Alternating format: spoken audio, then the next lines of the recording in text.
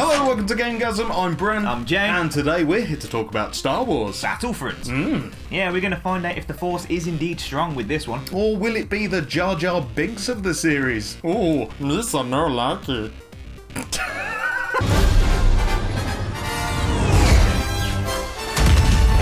Focus your attack on the walker. So, Star Wars Battlefront is on its way and we're really looking forward to this one. But has it lived up to the Star Wars brand and does it deliver entertainment you can't put down? Well, yeah, if you only like multiplayer or multiplayer with bots. To cut this one straight to the point, it looks nice, sounds great, but that's where it ends. They're not going to win any awards with 4 maps and the same missions over and over. The battles are basically offline multiplayer with bots, which is where we started, as we prefer a good solo experience. Sadly, there is no joy whatsoever in playing this on your own, and well, yeah, it's not really designed to be played on your own, so they may as well not have bothered with any mode other than multiplayer.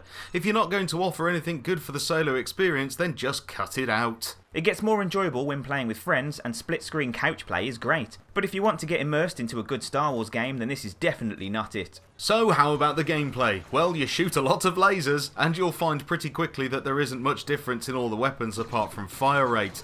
I managed to headshot someone half the map away with a pistol, so it really doesn't matter what the weapon is or how far away you are, you will be able to kill your target. The class abilities are where the variation in combat lies, giving you one-shot special weapons, like this sniper rifle.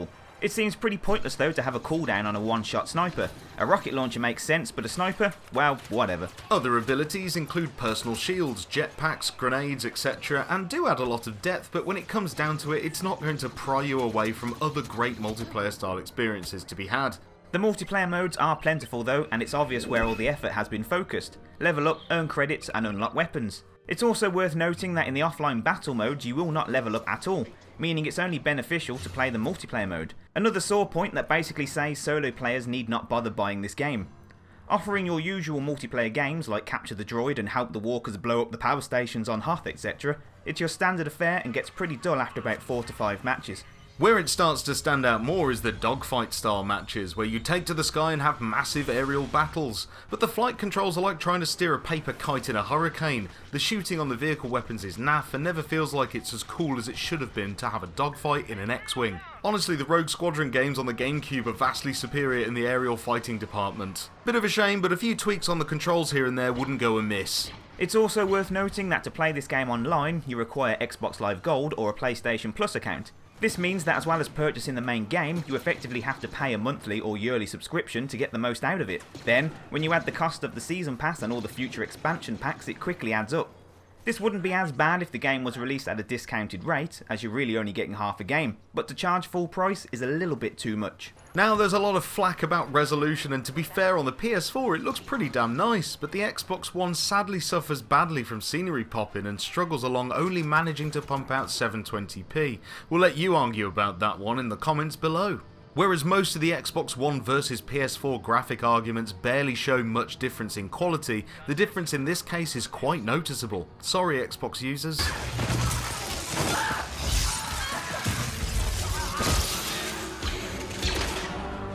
The sound overall is very Star Wars, the orchestra pumping away during your battles, the iconic blaster sounds, droids and lightsaber buzzing is all here, but there is one thing that lets it down massively.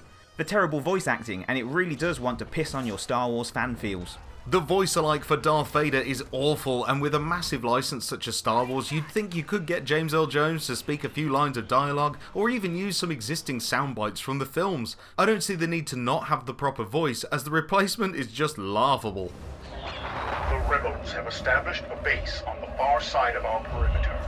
Deploy the scout walkers to escort the AT-AT and crush those rebels. See what I mean?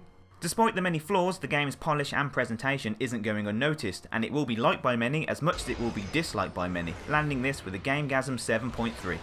Overall, this is a severely stripped back Star Wars game and is a classic case of giving you a couple of maps and expecting you to pay full for the privilege.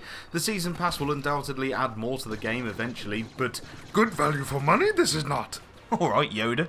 This practice is happening more and more and it really needs to stop. We've come to expect it in most cases, but from Star Wars? Star Wars! Easy Chewie. I know, but this one had potential to be great, and I think sadly all is lost. There is no hope. No, there is another.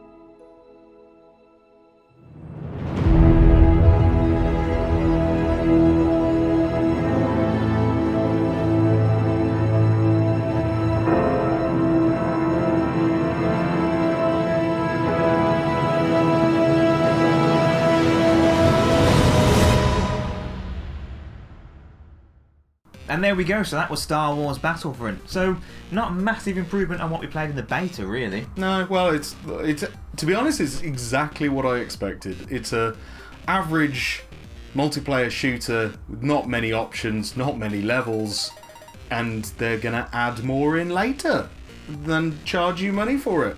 That's the name of the game, really, isn't it, these days? Yeah, pretty much. And as we said in the review, it would be alright if it was a half-price game, but to whack a full-blown price on it and expect you to pay for expansions. I know, to get everything, isn't it like Game are doing bundles at the moment? Game are doing bundles, so you can buy the game with the season pass and a t-shirt and whatever, like £110 or whatever it is. £110. Yeah. £110. Yeah, like, You can get all the DLC, you can get the expansion pass, you can get... This is just the Jar Jar Binks of the Star Wars game world, isn't it? pretty much, yeah, unfortunately. They took a brilliant license, and what they have created is really good. You know, it sounds Star Wars, Yep. it looks Star Wars. Oh, yeah. All it's missing is a solo experience. And a really good voice actor for Darth Vader. Yeah, it was atrocious. What were you thinking?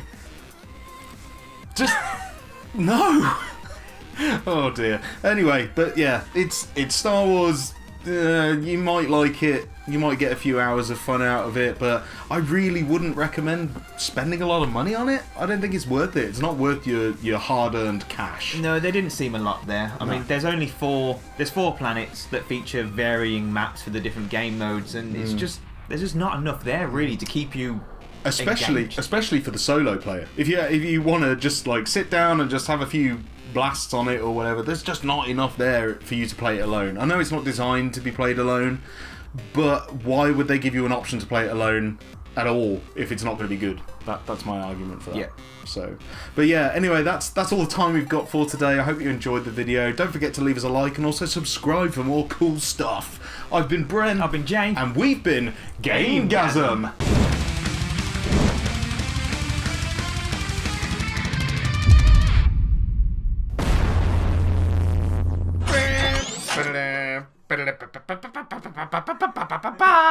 Ha ha ha ha ha ha ha ha ha.